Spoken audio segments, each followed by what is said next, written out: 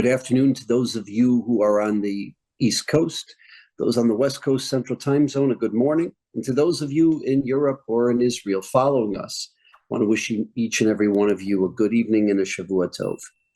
Today we're blessed to have, again, Jonathan Schanzer, who really has been an incredible friend to FIDF.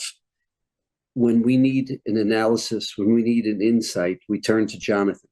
And Jonathan, who spent his whole life really dedicated to this issue, first in the Treasury Department, then as the senior scholar at the Foundation for the Defense of Democracies. He lives these issues. He has a perspective on these issues and insight like no one else. And we're very grateful that Jonathan is spending time with us, sharing us his thoughts, sharing us his perspective, and enabling us to ask him a number of questions. Jonathan, we want to hand it over to you. And once again, thank you. Great, Steve. Thank you. Really wonderful to be with you. And as always, I appreciate our friendship and our opportunities to talk about these issues. Look, we're obviously watching an historic moment, not just in the wake of the election here in the United States, but I think an historic moment in the Middle East. I think there is a sense right now that a shift is taking place. The question is, to what end? There are reports right now that the Houthis out of Yemen, in the wake of the election here in the United States, have decided to declare an end to hostilities. We'll see if those reports bear out, but that might be a bellwether for the way that some of the other Iran-backed militias are trying to read the tea leaves in the wake of the election, that this is maybe a war that they can no longer sustain. But in the meanwhile, I think it's important to note a few things. First, what's happening in Gaza, I think we are truly watching the end of the Hamas terrorist group as we know it. I think it's now safe to say that this is a low-level insurgency that is sponsored by Iran and backed by the Qataris and the Turks. This is not the terrorist organization that carried out the 10/7 attacks. All of their fighting brigades are effectively dismantled. Their top leadership, as we know, has been liquidated by the Israelis. The above-ground infrastructure is gone, except for some of those hospitals that still double as command centers or communication hubs for Hamas. I think the infrastructure that still exists is underground. The Israelis have mapped almost all of it. They've destroyed maybe 15%, maybe 20% of it. The only reason why they're moving slowly at this point is because they're still looking for those hostages. As we know, there are somewhere around 50, maybe 51 hostages left out of the 101 that are still in Gaza. This is, of course, a horrible thing to say out loud, and we had hoped to recover all of them alive.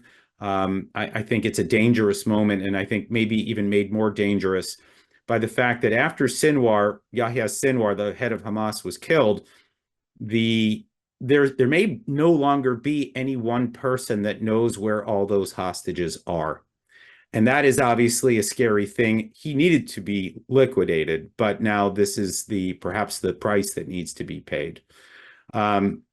And so we continue to look at efforts being made by the government of Israel and by philanthropists offering rewards for those that come forward with hostages. We'll hope that money may be an inducement for them. But, I think we can safely say at this point that the hard fighting is done in Gaza. In the meantime, in the north of Israel, we continue to see a massive amount of weapons coming into Israel, destruction, death, injury. Look, this is the bad news, of course, that there's something like 200 missiles and rockets and drones coming into Israel every day right now out of Lebanon. The good news here is that we're getting reports from the Israelis over the last years, which I'm sure you have, Steve, and many of us have. They were warning of the possibility of perhaps 3,000 rockets and missiles and drones per day. The Israelis have actually done amazing work in reducing their capabilities. We now know that the arsenal is less than 50%, maybe even less than 80% of what it was. With 20% to 50% of those rockets remaining, they're unable to fire off 3,000 rockets per day. They're not able to overwhelm Israel's defenses. That said, there is still a limited amount of missile defense that Israel can deploy at any given time. And so rockets are still getting through. There is going to be a huge reconstruction effort that is going to be needed in northern Israel. Israel has sustained a lot of damage. And this obviously puts us in a position where we just need to try to get this war over in the north as soon as possible. There are efforts underway, diplomatic efforts. The Israelis have done, I think the IDF has done a terrific job in clearing out the vast majority of the threats in southern Lebanon, hopefully leading everyone to a place where we could see the implementation of UN Security Council Resolution 1701. The last front that I'll get to, I think the Iraq and Syria fronts have been relatively quiet. The Houthis, as I mentioned, may be, winding down. The big question really at this point is Iran itself. The regime has vowed to respond to Israel's attacks in October. The Israelis, as we all know, did I think it's not widely understood or not fully appreciated what they did in that strike. They took out all of, or nearly all of, the Russian-made S-300 air defense systems, leaving the skies over Iran naked. I mean, the Israelis can come back and do what they wish when they wish. That is an amazing achievement in and of itself. The regime in Iran is very vulnerable. On top of that, the Israelis were able to take out the production facilities for the ballistic missiles. They found the choke points, the things that without certain production capabilities, Iran could not produce more of these missiles and threaten Israel. The problem that remains right now is that Iran has something like 2,000 or 3,000 ballistic missiles left in its arsenal. This means that they can continue to fire volleys at Israel, forcing Israel to use its upper tier of its defense, its missile defense systems. So the Arrow system, and of course the US has deployed the THAAD system as well to Israel to take out some of these ballistic missiles. Iran still has the ability to threaten Israel. Of course, what Iran needs to remember is that if it chooses to engage in hostilities again, if it once again is aggressive toward Israel, Israel now has the ability to fly back into the skies over Iran and to do immense damage, to take out ballistic missile storage facilities, to take out possibly energy facilities, and even to take out some of that nuclear infrastructure, which I'm sure right now is a huge temptation for the Israelis. And I dare say it may even be a temptation for the outgoing Biden administration as this president mulls what his legacy will be in the Middle East. What do you see as the factors in the Biden administration in terms of possibly reducing Iran's ability to be perpetrating evil throughout the world by taking out some of those key installations, or so to speak, riding into the sunset? What are the factors? Who are the pushing points on either side of that debate?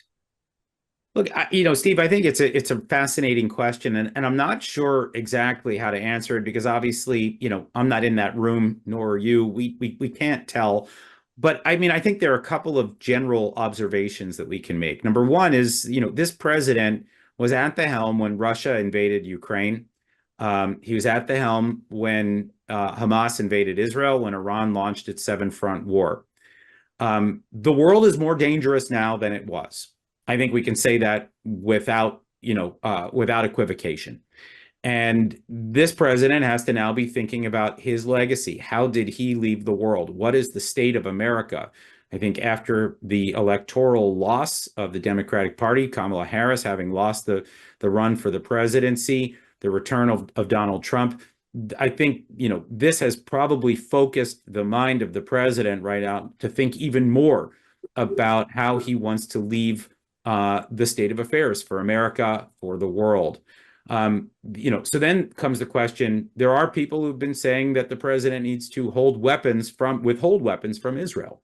And he has, of course, threatened this. You could see a president that decides to go after Israel with sanctions against settlers in the West Bank and Judea and Samaria, because they've already been doing that and threatening to do more. That's a possibility. They could take a page out of the Obama playbook and lower the shield, so to speak, at the UN and allow the anti-Semitic international body to once again, target Israel and go after Israel in a very public way. That would be one choice that the president might have. The other is, of course, to give the Israelis the weapons that have been withheld, to give the weapons to Israel that the IDF needs in order to finish the job in Lebanon, or to perhaps even do what is necessary in Iran itself to neutralize that nuclear program. There is even the option of the U.S. joining. Now, I'm not saying that this is a high likelihood, but let me just remind viewers that right now there are B-52 bombers, long-range bombers that can drop really large ordnance on very specific targets in Iran. They're in the region right now, purportedly to deter the regime from attacking Israel. But these are offensive weapons. These are platforms that can be used to neutralize assets of the nuclear program that are, dug well beneath the ground. These targets that Israel may have a harder time striking because it doesn't have B-2s or B-52s, these long-range bombers that can carry some of the larger bombs, right? These, bombs that are 10, 20,000 pounds.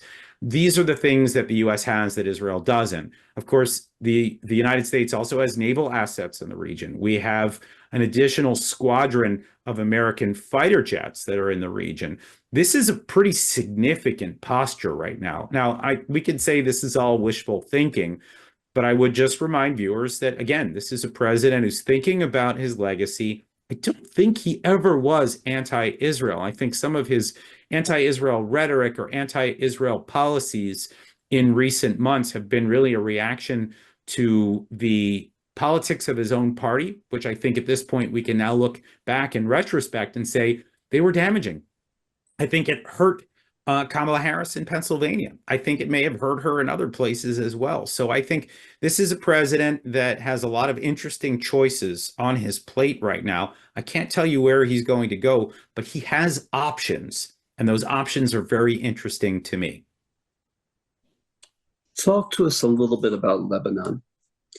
As you've mentioned, Israel's reduced the drones by probably 70, 75%, the missiles anywhere between 50 to 80%, the launchers probably even in a higher percentage.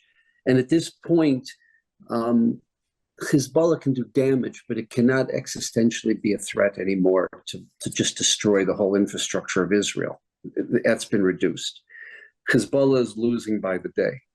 On the other hand, Israel could be in southern Lebanon, they could be in the Bekaa Valley, they could be in Beirut for the next 2 years, and you're not going to remove every particular missile, every particular launcher.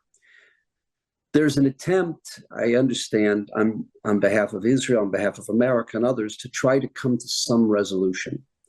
Where do you think right now is the head of the remaining members of Hezbollah, whoever's representing Hezbollah? Where is their head in this? So the man who now leads Hezbollah, his name is Naim Qassem. He is not a military mind. He is not a strategic mind. This is the man that created Al-Manar, the television station that Hezbollah uses for propaganda around the Arab world. This is the Goebbels of Hezbollah. And I don't see him as being particularly adept. I think he's probably almost entirely controlled by the regime in Iran. And so Hezbollah, I don't think, is making choices right now. I think the regime in Iran is making choices on behalf of Hezbollah. The big question in my mind, well, there's two. I mean, the first is there are still ballistic missiles. We saw Hezbollah fire Fatah 110 short-range ballistic missiles at Ben Gurion Airport, for example, just the other day. They have certain capabilities left that concern me. They have, by the way, precision-guided munitions, very precise, lethal munitions that could hit strategic targets in Israel, like Dimona, for example, or the chemical plant in Haifa, or the Kiryat in Tel Aviv. These are all things that make me very nervous, and they still have those capabilities. They've not trotted them out, probably for fear that if they did so, that would really invoke just a massive, overwhelming response from Israel. And I think we would see the destruction of just about every Hezbollah stronghold. It would be devastating, I think, for Hezbollah, and I think they know it. So they've been holding back on that, but they still have those capabilities. And if they want to go for broke, they could. And that worries me, and I think that's still an option. On the positive side of the ledger, in terms of things, maybe working out in a better way, there is this effort underway by Amos Hochstein. This is the energy envoy for the Biden administration. He has been trying to cut a deal where Hezbollah agrees to withdraw north of the Litani River. This is, of course, pursuant to UN Security Council Resolution 1701. This has been in place now for, just about 2 decades, right? This is what international law demands. The people of Lebanon don't want a war, a wider war. They're already suffering. The death toll in Lebanon has already crossed over 3,000 since October 8th. They have suffered. And obviously they're watching infrastructure get pulverized. They don't want this. They've seen this movie before and they know how it ends, and it doesn't end well for the Lebanese people. So the question is, can we decouple Hezbollah in Lebanon from Iran itself? And, really, this is, I think, the big question, is whether the regime in Iran allows for this war to end quietly, sort of a soft landing to what was a really rough takeoff and a bunch of months, more than a year of fighting. Iran, I think, has to understand that they're vulnerable. Hezbollah is vulnerable. Hamas is destroyed. The will is weakening across the region. Israel has the upper hand for now. The thing is, we just need to see, will this administration, will the international community, and can Israel, through strength, convince everyone that this is not worth the fight? This is the big question as far as I'm concerned. But let me just be clear. Iran still has capabilities, those 2,000 ballistic missiles. Hezbollah still has those precision-guided munitions. There are about 1,500 of them. If Iran decided that it wanted to wage an intense multi-front assault, they could do severe damage to Israel. Israel is still vulnerable here, but it has the upper hand. The question now is, again, does Iran acknowledge this? Do they realize that this is not the fight that they want to have right now, that this was ill-advised, and that it's time to stop?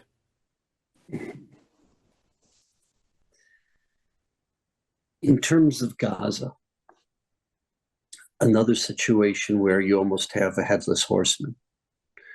It doesn't seem that there's a central control. Right now, there's a group of contractors that are coming in. They're going to be taking care of the food distribution, which is an incredibly positive information, because that way you don't have Hamas stealing the aid, stealing the food, and using that to fund their operations. Is this the beginning of a series of steps that hopefully will allow for someone else to take control? I mean, I know it's a good first step. If you were a chess player, what are the next steps that happen after we take away Hamas's ability to steal the food from the population, that takes away their funding and their ability to fund their operations? Well, Steve, I mean, I think the first thing that we need to acknowledge here is that Israel has done something remarkable and long overdue, and that is to ban UNRWA, the UN Relief and Works Agency, from operating inside the Gaza Strip. This is a UN agency that has been essentially allowing Hamas to operate in tunnels under their facilities, to actually use their facilities for military means. The people on their payroll took part in the 10/7 attacks, and they continue to propagandize and to indoctrinate kids. It is a loathsome, disgusting organization that needed to be shut down, and we're now seeing that happen. And we're now looking at alternatives to come in to distribute aid and to provide some of the humanitarian assistance that UNRWA was supposed to be doing, in the best interest of world peace and all of that. It never happened under UNRWA. We now have an opportunity for a fresh start, which I think is just, and it's incredibly positive, and really full credit to the Israeli Knesset, which, we like to say, I mean, they can't agree on the color of hummus right now. They're fighting about everything, but they agreed on this. And I think that's because there was no question about how bad they were. So now this leaves an opportunity for rebuilding. The big question in my mind is, can we get the Saudis and the Emiratis involved? This is the thing that I think the Israelis have been talking about with the United States, with the international community. You get the Saudis and the Emiratis involved, what you have is some legitimacy from the Arab world to rebuild, to try to turn Gaza. I don't know if it's possible, but people have talked about trying to turn Gaza into Singapore, rebuild it, demilitarize it, provide it with the kinds of infrastructure and services that might actually satisfy the people, make them feel proud about where they live, and invest in this area. And maybe to also decouple it from the Palestinian Authority, at least for a time, given how toxic the PA has been. I mean, actually coming out and overtly eulogizing Yahya Sinwar after he was killed. This is, of course, the same Palestinian Authority that's been doing the whole pay-for-slay scheme, where they've been actually financing the families and, in fact, sometimes the people who carry out attacks against Israel themselves. So, I think what we're watching is a process where the rest of the region, the United States, the Europeans, maybe even the UN, they're looking at the evolution of Gaza. They see that Hamas is no longer. They see that we need an alternative. And they see that the tide of the war may be shifting. I need to stress may, because it's still very fluid. But I think there's this moment now where we potentially see an opportunity for rebuilding. I've seen plans. I don't know which one is the front runner right now, but the best one that I've seen separates Gaza into 4 sectors, each one anchored by a major town. So Jabalia, Gaza City, Khan Yunis, Rafah. In each one of these sectors, anchored by one municipal center, then you start to build out schools, police, hospitals, sanitation, water. And if each one of those sectors are developed by a funder, by the UAE, by the United States, by Saudi, by Europe, they have a chance, right? It's manageable. It's small enough. You've got, let's say 250,000 or 500,000 people that you need to service in each of these sectors. It's manageable. It's doable. But let me say one more thing about Hamas. There is an opportunity here for the Biden administration to do something monumental. The remaining Hamas leadership is almost entirely based in Qatar. Qatar is at least it's said to be an ally of the United States. And they have said to be, they're negotiators for a possible agreement over hostages. They purport to be, third party, disinterested. We know they're not. We know that they are sponsors of Hamas. They're funders of Hamas. Hamas has a headquarters there. The most recognizable leaders, the only recognizable leaders of Hamas are there right now. I'm talking about Khalid Meshal and Khalil al-Hayya, Hussam Badran. These are some of the names that we know are still left. Not a lot. My sense is that if the administration leaned on the Qataris, told the Qataris that it is time to put these men under house arrest, force them to go on Al Jazeera, which is a Qatari-owned television station that has been very pro-Hamas, that has been cheering for Hamas and whipping up a frenzy across the Arab world to root for Hamas in this conflict. If these men were forced to go on to Al Jazeera and to declare surrender, this would be the end of the war. This is where Hezbollah stops fighting, because they have vowed that they will fight as long as Hamas is fighting. That would be crucial. But I would say there's even one more thing that the Biden administration should be forcing the Qataris to do, and that is after Hamas surrenders on Al Jazeera, they must also call for the release of all of the hostages. If this were to occur, I truly believe that the war would end. Why this administration has not yet done this makes no sense to me. This is the clean way to end the war. It doesn't mean necessarily that Iran stops fighting Israel or that it gives up on the idea of the destruction of Israel. But the wars surrounding Israel on its borders would end if this simple step were to be taken. And it is within the power of the Biden administration to do this in the 2.5 months it has left.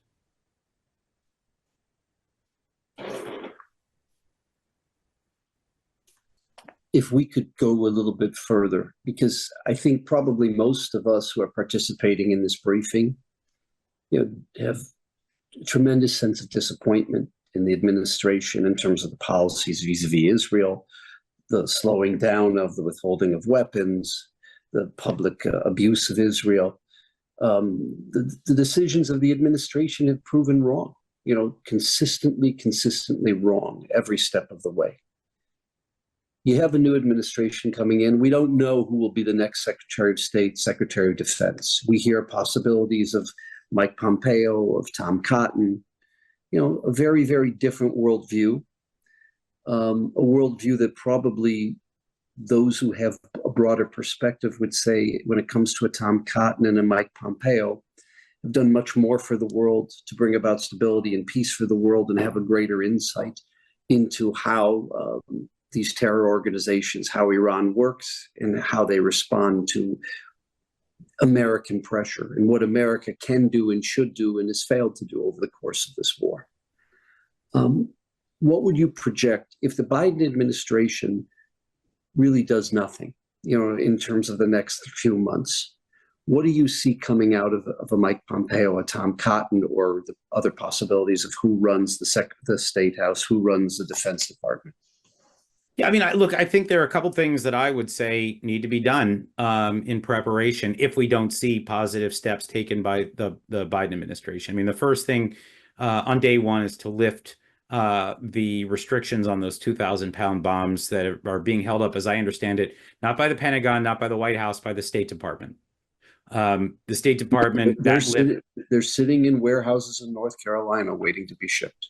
That's my understanding. Parts of them may have arrived in Israel, but not all of them, which is obviously not sufficient. If what good is part of a bomb when you need to assemble them and use them in a war of survival, in what I have been calling Israel's second war of independence?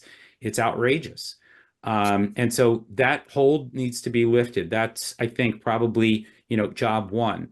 Job two, and by the way, we've seen now that Brian Hook, the former envoy for Iran, appears to be coming back. He's leading the transition at the State Department. I don't know whether that means that he's going to be envoy again, or whether he's going to be undersecretary or deputy secretary. Nobody knows at this point. But the return of maximum pressure on Iran, the financial strictures that we had put on the regime during the Trump years, had nearly bankrupted the regime. They were running on fumes when it came to accessible cash reserves. That's important, right? So, look, you could tell Israel, go ahead and bomb the Iranian energy sites that would, that are the things that provide money to the, to the Iranian regime's war machine. But the other way of doing that is just simply put those brutal strictures on the regime so that it can't move money around the world.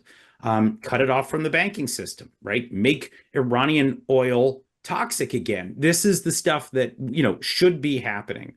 Now, from there, I think there's also some, there's kind of an interesting idea that, I've been kind of chewing on, which is, if you remember, we had the hostage crisis in Iran, right? After 1979, after the regime came to power in a revolution.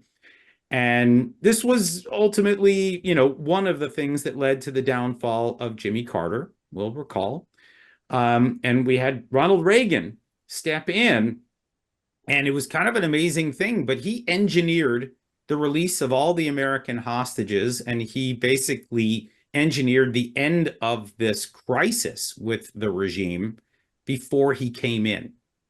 Exactly how he did that is not entirely known, but it was certainly a combination of diplomacy and threats. It basically said, you don't want me starting in my job when I come in January with a crisis or a war against you. And I think that there is an opportunity for Trump to send similar messages to the regime right now, that it's time to end the hostage crisis. It's time to end the war. This is, I think, something that should be conveyed right now by the incoming administration to the regime in Iran. Now, of course, there is no love lost here, right? We know that the regime has tried to take out the president. There have been plots against the president-elect. We know that the regime has actually tried to target him. We know that they have hits out on people like John Bolton and Mike Pompeo and Brian Hook. This is a way for the regime, if it really wants to, save itself, this is the time for them to cede that these were all mistakes and that they're going to stand down. If they don't, I suspect the pressure will build on them, and it won't be just financial pressure. I think Israel, if you saw the spokesperson for the Trump campaign, went on Israeli Channel 12 yesterday, she said something interesting. She said, the president wants this war to end soon after he comes in, but he wants it solved with decisive victory. They've already signaled that they want Israel to win in no uncertain terms. So the regime has to be feeling some pressure right now, and I think that is a good thing. They should be feeling nervous because they have, I think, been playing on borrowed time. Yeah, it's a shame that we haven't heard that kind of language and messaging from the Biden regime, because this war could have been over months ago. It's really a shame. Question for you. Take this situation when the Hezbollah sends those ballistic missiles, or they send a barrage of missiles. What's happening on the ground in terms of the launchers that sent those missiles? Are they immediately eliminated by Israel, even if they're embedded in civilian areas? That is that's the easiest way to prevent additional missiles from being fired, because there are fewer launchers than there are missiles in Hezbollah's arsenal. So in other words, it's a strategy of Israel to take out those rocket launchers when they can. Now, what Israel has, it's actually a really remarkable system. They've put this in place for years now, actually, where they have satellites that are constantly monitoring, as well as reconnaissance drones that's monitoring Lebanon. And the moment that a launch is detected, the Israelis can actually dispatch an armed drone, or if they have an F-15 or F-16 or an armed chopper in the air, they can immediately go to that spot and very precisely take out the launcher. It doesn't mean that every launcher gets struck the moment that something is launched, but it does give Israel an opportunity. It affords them an opportunity to take out that choke point, right? If you only have, let's say you've got 1,000 launchers, 500 launchers, but you have, 10,000 or 50,000, missiles and rockets. Well, then take out more launchers and the rockets become very large pieces of furniture. And that is, I think, the goal that Israel has. Now, of course, these launchers can be rebuilt and they can be done in crude ways. But this is a big part of what Israel's doing. But don't forget that the targets that Israel, that they're taking out right now across Lebanon, right? We are talking about areas under homes, like in basements, where there is a large amount of weaponry that's being stored. When the Israelis see through intelligence that these are homes that need to be destroyed, they actually call for the civilians to leave. They give them ample time, not enough time for Hezbollah to mobilize and to fire what is underneath those homes, but enough time for the people to get out of the way, and they destroy the entire structure. So they're hitting those things as well as the launchers. And then, of course, they continue to take out military personnel, whether it's in cars, whether it's in homes, whether it's in bunkers. I will just say this, Steve, the intelligence that Israel is using right now against Hezbollah is simply remarkable. I wrote a piece about this for Commentary Magazine in their November issue. Certainly recommend that folks on this call read it. But one of the things that I picked up in talking to a bunch of senior former Israeli officials is that when you think about the war in Gaza, this is like, the Israelis have had to fight Hamas every, 3 to 4 years on average for more than a decade and a half. There's not a lot of surprises that the Israelis are able to pull off after a time. But since 2006, the last war between Israel and Hezbollah, the Israelis have been gathering intelligence and they have been preparing operations, some of them remarkable, as we now know, the pager and walkie-talkie operations, the strike on Nasrallah, on his successors, right? All of these things were the result of unbelievable intelligence and new capabilities that were being stored up by the Israelis, and they're not done using them. We continue to see them wield these capabilities and this intelligence in ways that is just devastating Hezbollah. And I think we can expect to see that for some time to come. The really exciting thing, though, is to think about, look, Israel fought Hezbollah in 2006. They've actually never done anything inside Iran until just the last couple of months. My question is, what other kinds of capabilities does Israel have there? Because if things do escalate, the Israelis will, they've already put some of their capabilities on display, taking out those air defense systems, taking out those ballistic missile structures, the manufacturing plants. That's all good, but now what, right? There are some interesting things that we may yet see. I actually truly hope that we don't need to see them. I hope that Iran stands down and acknowledges defeat. But if push comes to shove, I suspect Israel will have to go in again, and we'll see different capabilities put on display.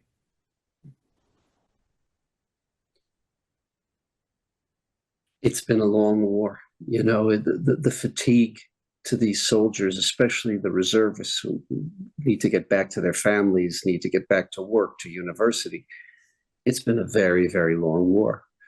And on the other hand, each and every month, we see incredible strides and incredible success on behalf of the IDF, on behalf of the Shabak, the Mossad. They're gaining ground each and every month. So it's a challenging situation. Takes a human toll, but on the other hand, I think it's probably taken a much more severe toll on the other side being Hamas and Hezbollah. I think so. And I'll just say this, Steve, just what, I think in keeping with your mission, when I speak to Israelis, the one thing that I have heard consistently throughout this, yes, we know that there's an economic toll. We know there's a human toll. There's been loss of life. There's been injury. There's exhaustion. There's trauma. All of those things, I think, are undeniable when you look at what has happened in Israel since October 7th. But I will also say this, that the pride that I hear from the parents and the grandparents and the man on the street in Israel is unmistakable. They look at the new generation of fighters, the young men and women who were in their 20s that did not have the opportunities to fight in these previous storied wars in Israeli history. And there was, I think, a lot of fear that this was like a screen-obsessed generation. These were people that were doing TikTok dances, and they weren't going to be as serious. They weren't going to be as lethal. They weren't going to be as professional as their parents or grandparents who had made history in Israel, that they had forged the country at a time of crisis. I think now it is undeniable that this generation has stepped up, that they have performed beyond expectation. And this is the one thing that I actually, you don't like hearing about the reports about the trauma and the death and the destruction and, the sadness, that there is unmistakable pride right now in the performance of this generation. I think that is certainly worth noting here on your program. Yeah. And they're at the forefront, not only of Israel and the Jewish world, they're at the forefront of humanity. It's unfortunately, not everyone in Western civilization has a clue or understands what's at stake here, but they're really on the front lines of defending Western civilization. And they've done it in such a dignified way, with such determination, as you've mentioned, under a condition where they've had so much loss, so much pain. But at the same time, they just keep moving forward. Jonathan, thank you. I mean, it's a challenging situation. And I think that the point that you made is there's no sense of closure until these hostages are returned. And until there's a way, and that's why it's fascinating what you said about the pressure should be put on the Qatarians. The Qatarians are the bankers, you know, the evil that they perpetrate through Al Jazeera, poisoning the minds of the world, is just horrific. And America has leverage on the Qatarians, and it needs to be used. Thank you very much. And on behalf of all of us, the friends of the IDF, you know, we're very grateful to you and grateful to the work you're doing at FDD. And we want to wish you a good week. Thank you, Steve. Great to be with you. Keep up the good work yourself.